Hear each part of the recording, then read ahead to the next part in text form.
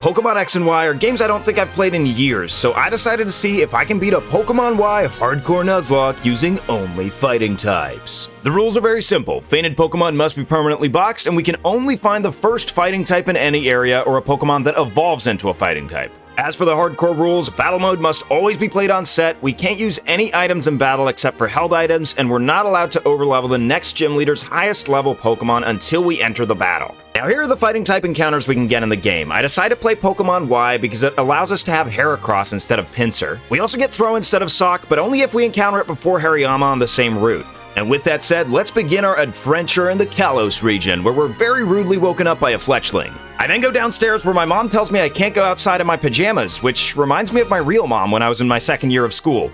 High school. After getting dressed, the game introduces us to all of our friends, who respectfully call me by my official title, Miss Unova. And we also have to make the important decision of which starter to pick, but it's not really a decision since Chespin's the only one that turns into a fighting type. I name it Serratus, and it happens to be a lax nature, which is pretty good since its defense is awesome. We then win our first battle with a single crit Vine Whip, leaving Shauna in pieces for the rest of the run. And as we arrive in Santaloon City, we can finally find our very first fighting encounter, Riolu. I name it Deltoideus, and it happens to have a rash nature, which isn't actually that bad for Riolu. And Riolu's actually the only encounter we can get before the first gym, so it's gonna be up to Deltoideus to defeat Viola. She starts out the battle with Surskit, and right off the bat I'm feeling very confident since bug types are so weak and the first gym can't be a challenge, right? The only bad thing in this scenario is that my only attacking move is Quick Attack, which isn't even stab and only 40 base power. After 3 whole quick attacks, I get her down into the red, so Viola uses a potion, but the turn after that, I get a crit so that I can take her out with the next one. Now, little did I know what a bad position this puts me in. I'm less than half HP, and she sends out her ace Pokemon Vivillon, which is fully evolved and has pretty big defense. Not only that, she keeps using Harden, and she uses Infestation, which is a move that's gonna do damage to me every single turn.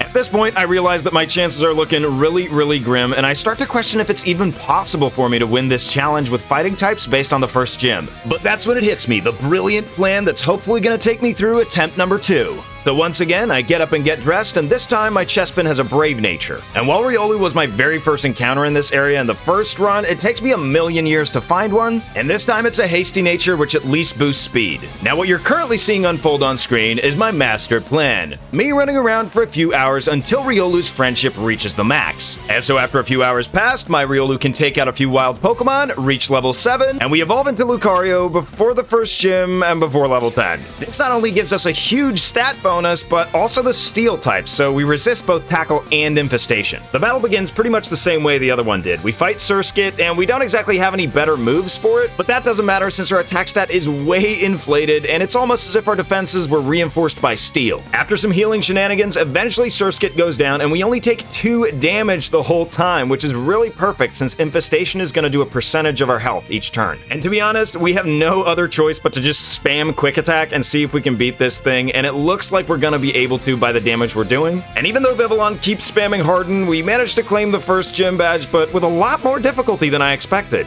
At this point, we can finally leave Santaloon City behind us, and so I go hunting for a Ralts, and I actually end up finding a male one. After catching it and naming it Triceps, I find out it has a bashful nature, which is neutral. We then arrive at Professor Sycamore's lab, where we meet Lysander, a guy who runs a cult of gingers who are fashion supremacists. Yeah, definitely not evil spelled out in bold letters. He's also the guy that makes the Hollow Caster. Is this guy supposed to be literally hit? Anyway, we're also introduced to the Kalos Pokemon League champion Diantha, who not only is the champion, but also Kalos' top model, so you know the stakes are high now. As we're leaving Luyo City, we run into Mr. Bonding, who says he wants to show me his O power and that it's bonding time. Okay, everybody in favor of canceling Mr. Bonding say aye. But here on Route 5, we can either find Scraggy in a horde or a Pancham, which is what I find, and I catch it and name it Pectoralis. It ends up having a gentle nature, which is really meh but fitting for a panda. And we now have to retrieve back the Pokeflute that was stolen by some rich dude. On our way to the mansion, Chespin gets enough experience from the experience share to evolve into Quilladin, but it's not a fighting type, so we can't use it yet.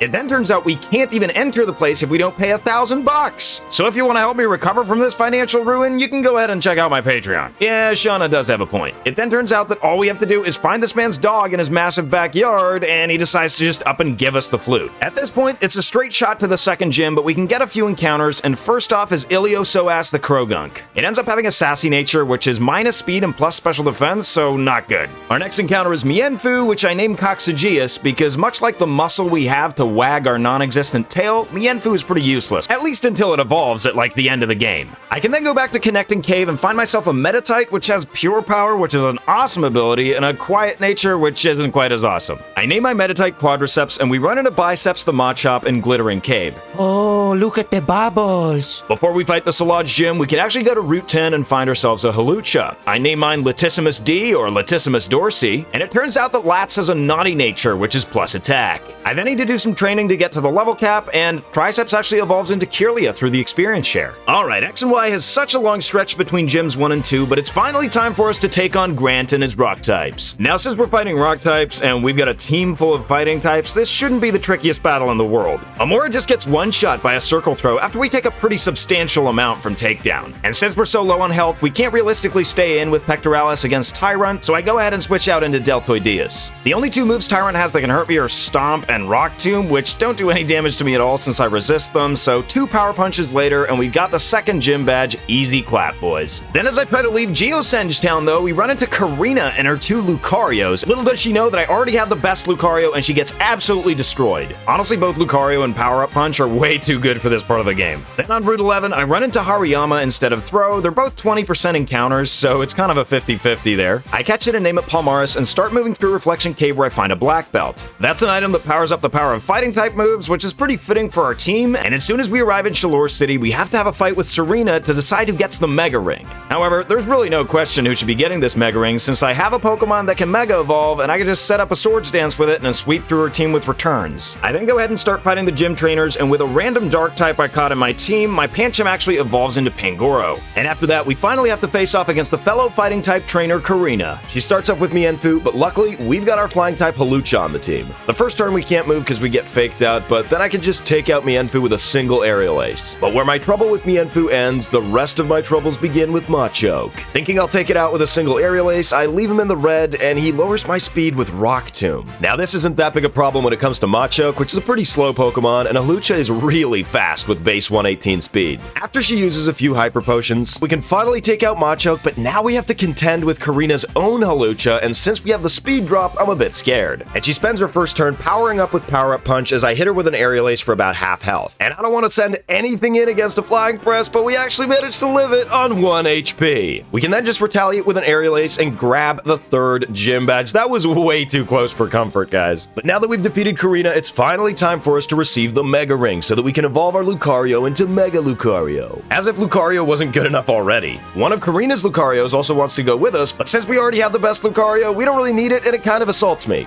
Pokémon sind im Pokéball, ich sitz auf dem Stuhl. Excuse me, what? We can then finally go to Route 12 where we can find ourselves a Heracross, which I capture and name Sartorius. And now that we have Surf, we can cycle all the way back, the full Tour de France, if you will, and go and find ourselves a Dawnstone for Kirlia. So now we can actually evolve into Gallade and finally have some decent special defense on the team. A few other errands we can do before fighting the 4th gym is grabbing the leftovers and talking to this guy and getting the good rod. But once we've gotten those things sorted, it's finally time to face Ramos, everybody's favorite gym. Okay, who am I kidding? Nobody even remembers Ramos. I decided to go for a Power Up Punch, even though I know I have to eat in Acrobatics, but Jumpluff's attack stat is literally hot garbage. From there, all I have to do is press Aerial Ace to win, and I kinda understand why nobody remembers this guy. Moving on, we can pick up the Water Stone, which is gonna be important down the line. We then have to go through the desert and some Team Flare shenanigans, and after beating this guy, he says, "And now, I'll stylishly run away." We then enter the power plant where this guy says, "What do you mean you're here to rescue us? You're just a kid." And yeah, he does make a fair point. Then as I'm taking a leak in the urinal, I'm reminded that I should probably get back to saving the world. Which isn't that hard because this flare guy beats himself up. We then run into AZ, who must have eaten like every single vegetable in existence as a kid. "Listen, lady, I got a gym fight coming up, so no time for autographs." And speaking of that gym fight, as I'm fighting a few of the trainers in the gym, Heracross learns close combat, and Quadriceps finally evolves into Medicham. I decide to grind up a few other team members, and Krogunk finally evolves into Toxicroak and Quilladin into Chestnut. So now we can finally use our starter since it's a fighting type, and at this point, we gotta fight Clemont after getting everybody up to the level cap of level 37. Now, I'm pretty much not worried about this battle at all, but in hindsight, there are a few things I could have done way better. Clemont starts off the battle with a Mulga, which I'm really not afraid of, so I take the time to go ahead and Mega Evolve my Lucario. Once I'm in my Mega Evolved state, I decide to go for Swords Dance just to boost my attack so I can hopefully sweep through Clemont's team. After getting hit by by an Aerial Ace, I take down a Mulga with a Return, which could have staticked me, so it may have just been better to have a Cherry Berry instead of the Mega Stone. Now, as you can see, Magneton has Sturdy, so what I should have probably done is gone ahead and kept Bone Rush for this moment. That way, I would have just knocked out Magneton in one hit, so instead we have to go through all this healing, and then we can finally just one-shot Heliolisk. Anyway, not the most difficult battle, but it could have gone way smoother. Then once we beat Clemont, we can finally take the slide and find ourselves a Poliwhirl on Route 14. I catch it and name it Sphincter, and we then have to listen to this old man's horrible ghost story. No tip for you. After that, I use my Water Stone on Sphincter to evolve into Poliwrath, and now it's finally time to face off against Valerie and her Fairy types. Now, even though Fairy types are super effective against us, this isn't actually such a bad matchup, because we can start off with Toxicroak, and her Mawile doesn't even have Intimidate. Nor does it really have any moves that can hurt Toxicroak, so I can just go ahead and set up 3 power-up punches against this thing. And next is where I make kind of an oopsie, because Mr. Mime actually has 5 more base speed than Toxicroak, so it could easily take us out with Psychic, but it goes for Reflect, so I can just take it out with a Poison Jab, and out comes her Sylveon, which just suffers the same fate. I guess that's the 6th badge in the bag, and we have to prepare for Olympia's Psychic types.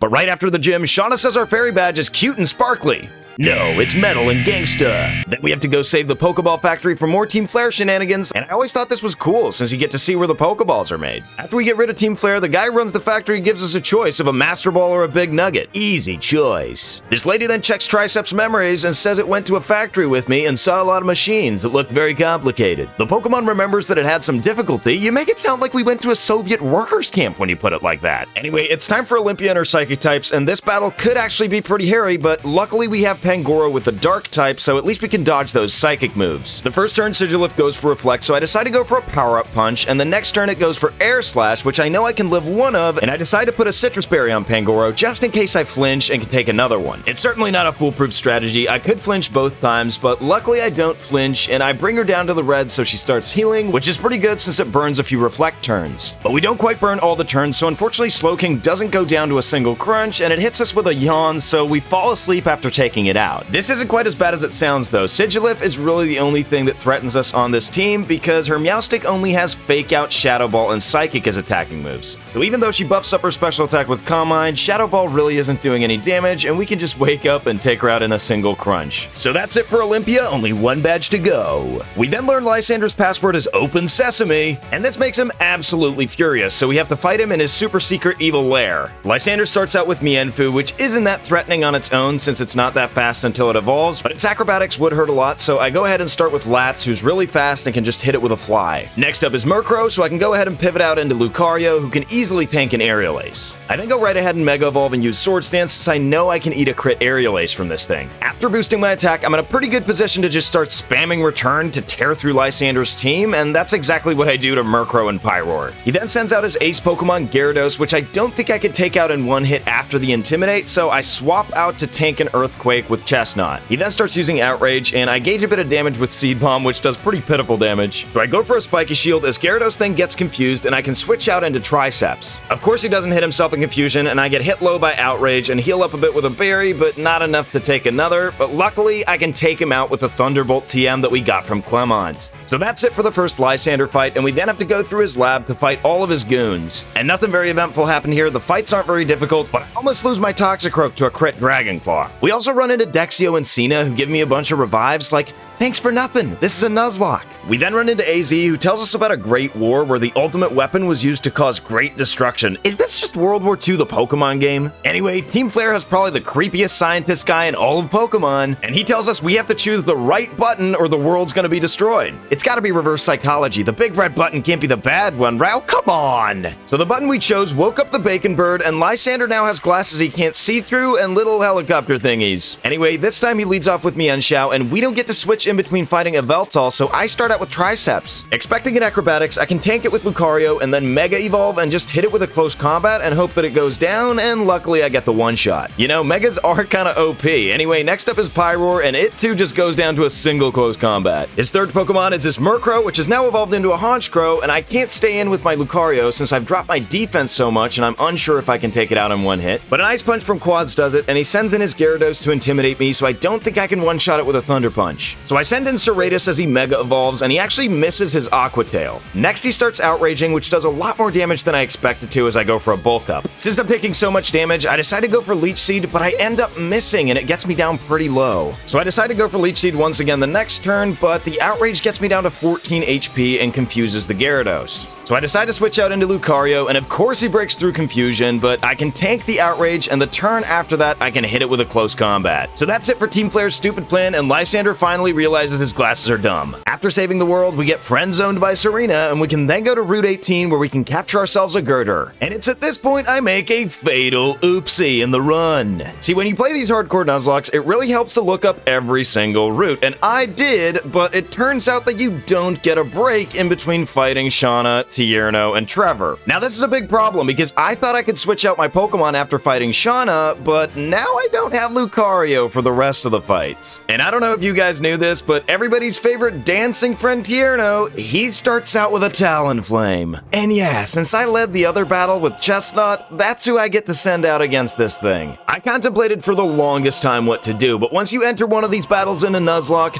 you're locked in, and there is seriously not a single Pokemon I can switch into Acrobatics from this thing. And so I had to make the tough choice of who to sacrifice, and Pangoro actually managed to live in Acrobatics, but the second one takes him out, and we get our first death of the run, and my only hope is Lats. We end up being faster, and I go for a Fly, which doesn't quite take out the Talonflame, but luckily we tank in Acrobatics, and the next turn we can go for Fly and actually take this thing out. I thought this was going to be way more brutal. As Crawdon comes in, I decide to switch into Sartorius, who can tank a Crab Hammer and then retaliate with a Close Combat for the kill. Then finally we've got Roserade, but luckily we got massive special defense on Gallade, so I can just switch into him and go for a Psycho Cut. Now you may think we're in the clear now that this man has been defeated, but oh no, Trevor has an Aerodactyl. And Trevor actually heals up our Pokemon here in between the battles, so we're not allowed to switch into Pangoro unless it's our last Pokemon, in which case we just lose the run. So here we go. Trevor starts out with Raichu, and we of course start out with Chestnut. Now Chestnut can tank Thunderbolts for days. It's not very effective at all, and so we can just power up with 2 power-up punches and get to +2 attack. But those attack boosts won't save us. We literally can't switch anything into Aerodactyl, and so I just have to watch as it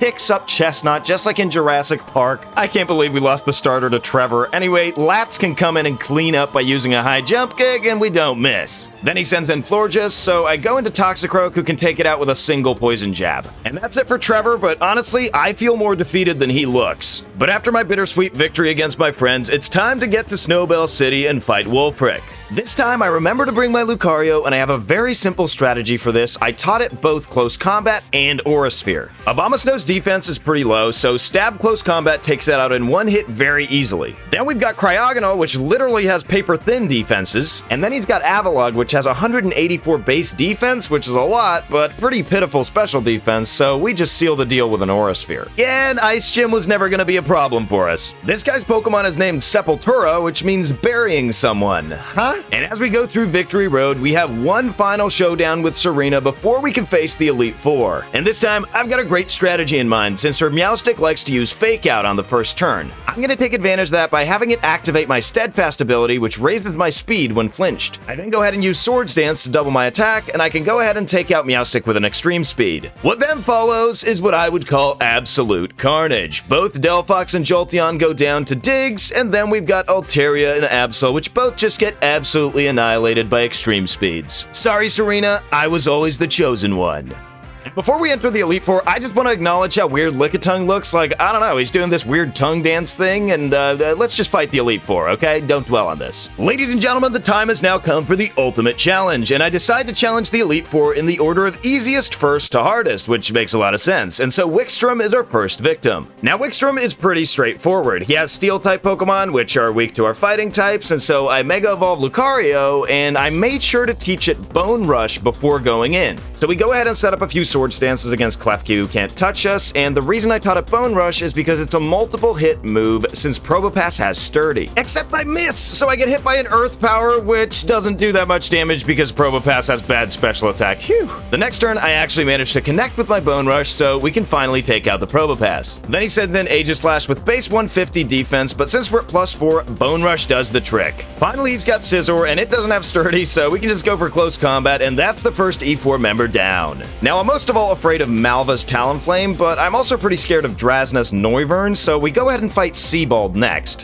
His lead Pokemon is Clawitzer, which is really slow, and I start with Medicham, which I've given the Zap Plate to power up my Thunder Punch. Starmie's faster than I am, but my great special defense lets me tank a Dazzling Gleam, and I can take it out with a single Thunder Punch. Intimidate lowers my attack, but Gyarados is quad weak, so it too goes down to Zap Plate Thunder Punch. Finally, he's got another slow Pokemon in Barbarcle, so I switch into Triceps, who can take it down with a quad-effective Leaf Blade. That's gonna be it for Seabold and his water types, and we move over to Drasna and her dragons, and my strategy here is once again to lead off with Medicham. This time, I've given it a Never Melt Ice to power up Ice Punch. It manages to take out Dragalge in one hit, and next she sends in Altaria, which base speed is the same as Medicham, so I can take it out too. I decide to chance an Air Slash from Noivern, and I manage to live it in the red and obviously take it out with a quad-weak Never Melt Ice Punch. Predagon's defense is really good, so I know I can't one-shot it, and it does have rough skin, so I decide to switch out. But it phases me out immediately with Dragon Tail, so I start hitting it with power-up punches from Toxicroak. However, I very quickly get phased out into Medicham once again, and at this point I'm pretty comfortable with the range, so I go for Ice Punch, and I manage to take it down and beat Drasna. I was honestly really worried about that Noivern, but luckily we got so good special defense on Medicham that we were able to handle it, but now we actually have the difficult Elite Four fight against Malva to face off against. Now Malva leads off with Pyroar, and I know I can live a non-crit Flamethrower, so I decide to set up a Swords Dance with Lucario just to see if I can manage to get my attack up, and Pyroar goes for Noble Roar, so I keep setting up until I get hit with a Flamethrower. It actually tries to match my stat changes with Noble Roar quite a few times before it decides to go for Flamethrower, and at that point I'm pretty well set up, so I just take it out with a close combat. Now we have the Talonflame I've been so afraid of, but at this point we have so many attack boosts, I can just take it out with Extreme Speed. The Flame Body does burn us on the contact though, so when Torkoal comes out, I have to switch out into Sphincter. It's finally Sphincter's time to see the sunshine, and waterfalls keep spewing out of it. Malva keeps trying to heal up, but Sphincter is an unstoppable force. No matter how much she tries to treat it, it just keeps on coming like a waterfall. Finally, after a great many full restores, Sphincter manages to squeeze out a win. Malva's last Pokemon is then Chandelure, and I don't think it can one-shot me, so I decide to stay in, but I get hit by a Confuse Ray, and obviously I hit myself in confusion. I then go into Toxicroak, who can tank a Shadow Ball, but she gets the Spadef drop, so I have to switch out again. I then switch into Sphincter, who tanks a Flamethrower, but another Shadow Ball is enough to take it out, and Chandelure ties the balloon knot, so to speak. I then use Sucker Punch with Toxicroak, but Chandelure manages to live, and it crits me with Flamethrower, so our Toxicroak goes down as well. It finally ends up being Lats, who has to clean up our mess and destroy the Chandelure, and with that win the Elite Four battle against Malva, and now all we have to do left is win the champion battle. Now there are a lot of things at stake here. Not only could we potentially lose the run, there's also our champion title on the line, and we have to become Miss Kalos, probably most importantly. So let's see if we can do this. Let's see if we can beat this Hardcore Nuzlocke once and for all. Diantha, bring it on. Diantha starts out with her own Hawlucha, and obviously I lead with Lats. Latissimus D is the only Pokemon on my team that's going to outspeed her Hawlucha, and as it goes for Swords Dance, I can just take it out with a Fly. Her second mon is Aurorus, which is quad weak to fighting, so it's an easy target for a high jump kick. Thirdly, we've got Tyrantrum, and once again, it's very much weak to fighting, so I decide to risk a high jump kick, and it pays off because we end up taking out half the team with Hawlucha. I end up switching to Quadriceps against Goodra, which hits me with a special move that I can tank, and I can retaliate with a Never Melt Ice boosted Ice Punch. We're down 2 to go, and next up is Gourgeist, which I hit with an Ice Punch, but it doesn't quite take it out as it vanishes with Phantom Force. So I decide to switch back into Lats, who can tank the Phantom Force even though it's a critical hit. Diantha then heals all the way up with a full restore, and I go for a Poison Jab, which does pitiful damage. I then decide to go for Fly, hoping she doesn't go for Phantom Force, and luckily she doesn't, so the next turn I can just take it out. Diantha's final Pokemon is Mega Gardevoir, and I decide to see what I can do with Hawlucha by using Poison Jab, and unfortunately it doesn't get the KO, so I go down to Moonblast. Lats, I'll never forget the way you had my back. I decide the most fitting end to this battle is to see who's the best Ralts evolution, and as she full restores, I decide to go for a Poison Jab, which almost takes out Gardevoir, but I end up getting the poison, which is a very weird way to win. So not only does this mean that we managed to beat a Pokemon Y Hardcore Nuzlocke using only fighting types, but we also earned the title of Miss Kalos. And what did we learn from all this? Well, mostly that Mega Evolution is absolutely busted, but I also had a great time revisiting Kalos, and for whatever reason it makes me want to go to France. But ladies and gentlemen, don't forget to leave a like on this video, and if you haven't subscribed already, what are you doing? But anyway, if there's a particular game or run that you would like to see, leave it down in the comments below, and until we see each other next time, Have a good one.